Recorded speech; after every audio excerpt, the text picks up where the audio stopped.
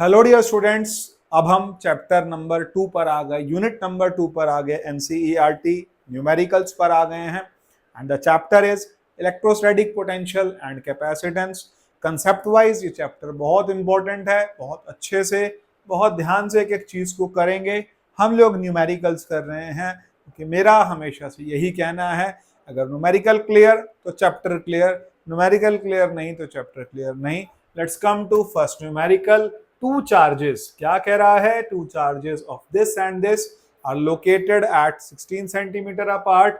At what point on the line joining the two charges is the electric potential zero? कहता है दो charges रखे गए हैं, एक चार्ज रखा है 5 into ten to the power -8 coulomb, एक रखा है -3 into ten to the power -8 coulomb, और इन दोनों के बीच का डिस्टेंस कितना है? 16 सेंटीमीटर अपार्ट। और उसके बाद कह क्या रहा है? विच पॉइंट पर, किस पॉइंट पर इलेक्ट्रिक पोटेंशियल क्या होगा? जीरो होगा। तो हमने एक पॉइंट ले लिया, जिस पॉइंट को पी लिया, ये डिस्टेंस x हो गई, ये 16 सेंटीमीटर माइनस x हो गई। सेंटीमीटर को मीटर में कन्वर्ट करेंगे और किस पॉइंट पर पोटेंशियल इक्वल होंगे। इसका मतलब क्या है? एक पॉजिटिव है और नेगेटिव है, और आपको बहुत क्लियरली पता होना चाहिए कि अगर आप इलेक्ट्रिक फील्ड की बात कर रहे हैं, फोर्स की बात कर रहे हैं, तो आप डायरेक्शन लेंगे, लेकिन अगर आप पोटेंशियल की बात कर रहे हैं और पोटेंशियल एनर्जी की बात कर रहे हैं तो वहां पर आप डायरेक्शन नहीं लेंगे, सिर्फ और सिर्फ मैग्नीट्यूड लेंगे। v1 plus v2 is equal to 0 हो जाएगा। 1/4 पाई एप्सिलॉन नॉट बाहर कर दिया। पहला चार्ज है 5 into ten to the power -8, और उसके बाद इन दोनों के बीच का जो डिस्टेंस है पॉइंट पी पर, ये डिस्टेंस x है, into ten to the power -2, और प्लस मैंने लगा दिया लेकिन आएगा माइनस, क्योंकि चार्ज कौन सा है? नेगेटिव है। -3 into ten to the power -8 upon 16 into 16 minus X into ten to the power -2, तो 16 minus X into ten to the power -2। अब ये क्वेश्चन थोड़ा फॉर्मेलिटी में चला गया मैं, और थोड़ा दिखा दी वैल्यूज। उसके बाद अब काटने पे आएंगे। जब काटेंगे तो 10 पावर -6 10 पावर -6 रह जाएगा, वो भी बाहर हो जाएगा, और ये टर्म्स, इसका जो शक्ल निकल के आएगी क्वेश्चन की, वो ऐसी होगी। 5/x is equal to 3/16 minus X, और कुछ बचना ही नहीं है, सब कट जाना है। अब 80 minus 5x is equal to मेरे पास आ गया 3x, 8x is equal to आ गया 80, एंड x इज कमिंग 10। तो इसका मतलब ये डिस्टेंस कितनी आ गई? 10 सेंटीमीटर, और ये कितनी बच गई? 16 माइनस 10 दैट इज 6 सेंटीमीटर। क्योंकि सेंटीमीटर को हम ऑलरेडी मीटर में कन्वर्ट कर चुके थे, दोनों पोटेंशियल्स हमने इक्वल लिए और वैल्यू कैलकुलेट करी। Now I am going to question number 2। बहुत ही प्यारा क्वेश्चन, हेक्सागन और रेगुलर हेक्सागन है। ये वर्ड आप ध्यान रखिएगा, सिर्फ हेक्सागन नहीं पढ़ना, रेगुलर हेक्सागन है। 10 साइड्स हैं, 10 सेंटीमीटर साइड है, 5 microcoulomb at the vertices, calculate the potential at the centre of hexagon. बहुत ही आसान, बहुत ही सिंपल क्वेश्चन।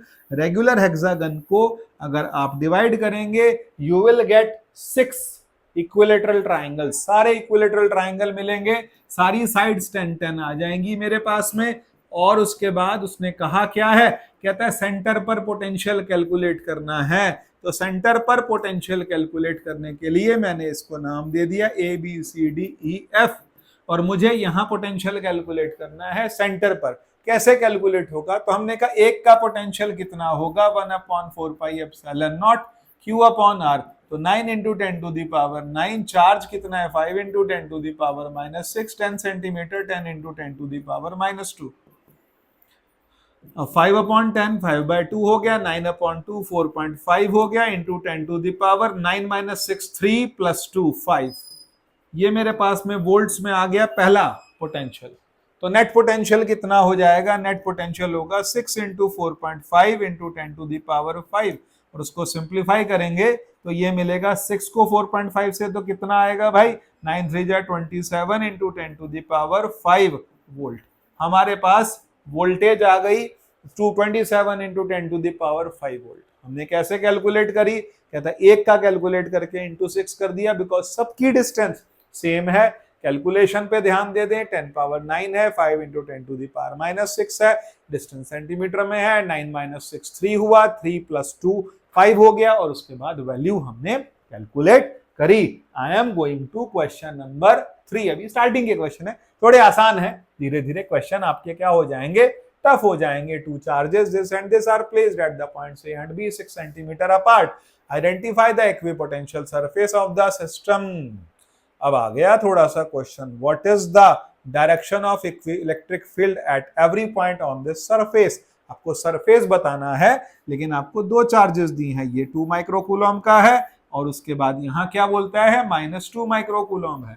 तो भाई दोनों के बीच में इक्विपोटेंशियल का मतलब पोटेंशियल जहां पर सेम बना रहे।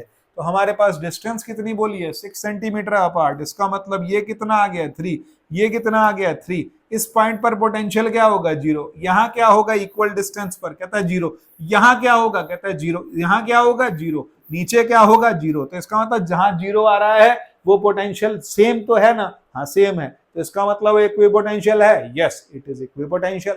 अब क्या कहता है, identify equipotential surface, yes a surface passing through a plane passing through perpendicular bisector of the two charges. उसके बाद what is the direction of electric field at every point. तो कहता है डायरेक्शन क्या होगी from A to B direction रहेगी पहले में, यहां भी क्या होगी ए टू बी, क्योंकि इन दोनों का जो रिजल्टेंट आएगा वो हमारे पास क्या आ जाएगा, इसका तो एट इस पॉइंट ये दोनों का फील्ड कितना आएगा, कहता है इस तरफ को, इसमें क्या आएगा, इसमें भी दोनों एक ही तरफ आने। क्यों, क्योंकि हमारे पास में अगर मान लीजिए पहला तो पॉइंट ओ ले लेता हूं, तो कहता है एट ओ तो E इज इक्वल टू कितना आएगा, कहता है E1 प्लस E2 दोनों ऐड हो जाएंगे, मान लिया। कहता है अब आप ऊपर वाले पॉइंट पर आ जाओ, A इधर रखा, B इधर रखा और मैंने एक पॉइंट P ले लिया, यहां पर मुझे निकालना है। तो कहता है पहला वाला कितना है +2, दूसरा क्या है -2, इसका फील्ड किधर है इधर, इसका किधर है इधर, नेट कितना आ रहा है इधर। It is always directing from A to B। तो कहता है भाई A से B की तरफ इसकी डायरेक्शन हमेशा रहती है और यही डायरेक्शन का ध्यान रखना है। नेक्स्ट पर आते हैं, क्वेश्चन नंबर आ गया मेरे पास में 4। क्वेश्चन नंबर 4 क्या कहता है, spherical conductor of radius 12 centimetre has a charge of इतना distributed uniformly on the surface. What is the electric field inside the sphere just outside the sphere at a point this much centimetre. तो भाई charge दिया है distributed uniformly, तो conductor है। अब यहां 3 चीजें ध्यान से समझिएगा, बिल्कुल कंक्लूजन बता रहा हूं। अगर लिख लो कहीं पर, अगर स्फेरिकल शेल है तो उसके अंदर इलेक्ट्रिक फील्ड इंटेंसिटी 0 होगी। अगर सॉलिड कंडक्टर है तो उसके अंदर इलेक्ट्रिक फील्ड इंटेंसिटी 0 होगी। तीसरा केस आता है मेरे पास में, वो आता है कंडक्टिंग नहीं होगा, इंसुलेटिंग स्फीयर होगा या एनी स्फीयर होगा, उसके अंदर इलेक्ट्रिक फील्ड इंटेंसिटी डिस्टेंस के साथ साथ वेरी करती है, उसको आपको समझना होगा। शेल के अंदर इलेक्ट्रिक फील्ड इंटेंसिटी 0, कंडक्टर के अंदर इलेक्ट्रिक फील्ड इंटेंसिटी 0, और अगर हम इंसुलेटर की बात कर रहे हैं तो उसके अंदर इलेक्ट्रिक फील्ड इंटेंसिटी 0 नहीं होगी, वो डिस्टेंस के साथ वेरी करेगी। वो ग्राफ आपने बना रखा है। अब यहां पर बोलता है रेडियस दी है, चार्ज दी है, इनसाइड द स्फीयर कहता है 0, just out the sphere 1/4 pi epsilon naught q upon r square. और लास्ट केस में क्या होगा, कहता है E is equal to 1/4 pi epsilon naught q upon small r square. यहाँ स्मॉल r कितना होगा, कहता है 18 सेंटीमीटर, और यहां पर कितना होगा, कहता है 12 सेंटीमीटर। इनसाइड कितना होगा कंडक्टर के, electric field intensity inside the conductor will be 0। Next पर आते हैं अगले क्वेश्चन पर। क्वेश्चन नंबर आ गया मेरे पास 5। A parallel capacitor with air between the plates has capacitance this much. What will be the capacitance if the distance between the plates is reduced by half and the space between them is filled with substance of dielectric? ऐसे प्लेटों में डाल के question दे रहे हैं। Solution में मैंने क्या करना है, capacitance is equal to epsilon naught a upon d। तो कैपेसिटेंस की जो वैल्यू आ रही है वो कितनी है, कहता है 8 picofarad, 8 into 10 to the power minus 12 epsilon naught a upon d। Now what is he saying? If the distance between the plate is reduced by half, तो distance half होगी, नया कैपेसिटेंस कितना होगा, k epsilon naught a upon d by 2। तो d by 2 से ये आ गया 2k epsilon naught a upon d। तो 2 into k की वैल्यू कितनी आ रही है मेरे पास में 6, और into c तो पहले कितना था 12, और अब कितना 8 into 10 to the power minus 12, 12 8 96, 96 picofarad answer आ गया। ये क्वेश्चन नंबर हमने किया क्वेश्चन नंबर 5। अब आते हैं नेक्स्ट क्वेश्चन पर। नेक्स्ट क्वेश्चन का केस देखते हैं। क्वेश्चन नंबर 6 उठाते हैं। 6 क्या कहता है? 3 capacitors, each of capacitance this are connected in series, what is the total capacitance of the combination? तो 9/3 हो जाएगा, because 1/c plus 1/c plus 1/c, तो नेट आ जाएगा 3 माइक्रोफैरड। ये तो बहुत इजी क्वेश्चन हो गया। सेकंड पार्ट में क्या बोलता है? if what is the potential difference across each capacitor if combination is connected to 120 volt? भाई अगर तीनों का कैपेसिटेंस सेम है और तीनों को सीरीज में लगाया गया है तो इनका जो वोल्टेज है वो इक्वली डिवाइड हो जाएगा। 120 के 3 पार्ट्स कितने होंगे? 40 वोल्ट 40 वोल्ट 40 वोल्ट। हर एक पर वोल्टेज कितनी आ रही है? कहता है 40 40 40। आसान था यह क्वेश्चन, थोड़ा सा टफ डालेंगे लेकिन हम डाल नहीं सकते बिकॉज हमको तो एनसीईआरटी के क्वेश्चन करने, लेकिन एनसीईआरटी का क्वेश्चन जब टफ हो जाता है फिर मजा आ जाता है, क्वेश्चन बहुत अच्छा खासा टफ हो जाता है, फिर क्वेश्चन हिलता भी नहीं अपनी जगह से। अभी फिलहाल आसान आसान क्वेश्चन है, लेट्स एंजॉय।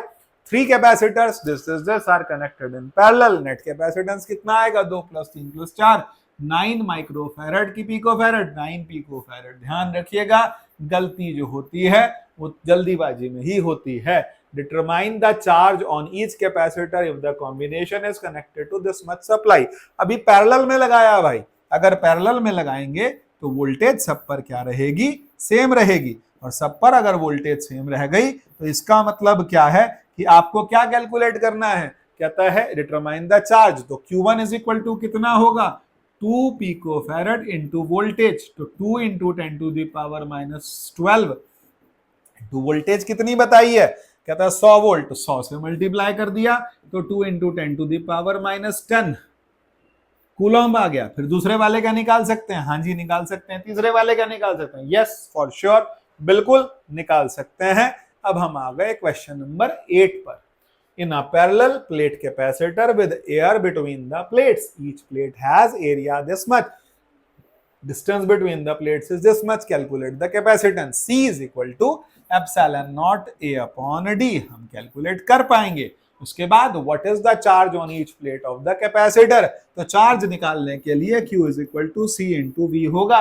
कैपेसिटेंस आपने निकाल लिया, वोल्टेज आपको पता है, मल्टीप्लाई करना है। सर आप तो ऐसे ही करा रहे हो, सॉल्व तो कर नहीं रहे, सॉल्व कर देते हैं। 8.85 × 10⁻12, प्लेट एरिया कितना है? 6 × 10⁻3, और उसके बाद डिस्टेंस बिटवीन द प्लेट्स कितना है? कहता है 3 मिलीमीटर, मिलीमीटर को सेंटीमीटर में कन्वर्ट करना ना भूलें, और जहां कटता है वहां काटना भी ना भूलें। तो कितना भाई? 2 5 10, 2 8 16 117, 2 8 16 117, 17.70 into 10⁻12, तो 17.7 पिको कूलॉम्ब आपके पास में चार्ज आ गया। क्वेश्चन नंबर आ गए 9 पर। Explain what would happen if the capacitors given in exercise 8 a 3 mm thick mica sheet were inserted between the plates. तो भाई अगर आपने 3 मिलीमीटर थिक माइका शीट डाल दी, इसका मतलब प्लेट्स के बीच का डिस्टेंस कितना था? वहां भी वो 3 ही था, तभी तो 3 से 6 को काटा था हमने। तो फिर इसका मतलब क्या हो गया? फिर कैपेसिटेंस कितना हो जाएगा? कहता है K × epsilon naught A upon D, और पहले जो कैपेसिटेंस था उसको K से 6 से मल्टीप्लाई कर देंगे। while the voltage supply remains connected, और उसके बाद after the supply was connected, तो 2 बार this was disconnected। तो कहता है क्या कि हमारे को क्या कैलकुलेट करना है? पहले केस में जब सप्लाई लगाई गई तब, और जब what would happen if the capacitor given in the इतना were inserted between the plates while the voltage supply remain connected। तो कैपेसिटेंस की वैल्यू चाहे कनेक्टेड हो चाहे डिस्कनेक्टेड हो, कैपेसिटेंस की वैल्यू सेम बनी रहती है। ये बात आप गांठ बांध के रख लें, ध्यान रखें इस बात का। हम आ गए क्वेश्चन नंबर 10 पर। A 12 picofarad capacitor is connected to 50 volt supply. How much electrostatic energy is stored in the capacitor? U is equal to half CV square, U is equal to Q square upon C, U is equal to half QV। आप कौन सा formula लगाना चाहते हैं? As per the requirement आपके पास जो values दी हैं, half CV square से आप कैलकुलेट कर सकते हैं कैपेसिटर के अंदर स्टोर्ड एनर्जी को। अब हम आ गए क्वेश्चन नंबर खत्म हो गया, थैंक यू हो गया, 10 के 10 क्वेश्चन हो गए। Will see you tomorrow with the question number 11 to question number 20 till the time do practising. Next questions थोड़े से टफ होंगे, लेवल हायर होगा। Thank you.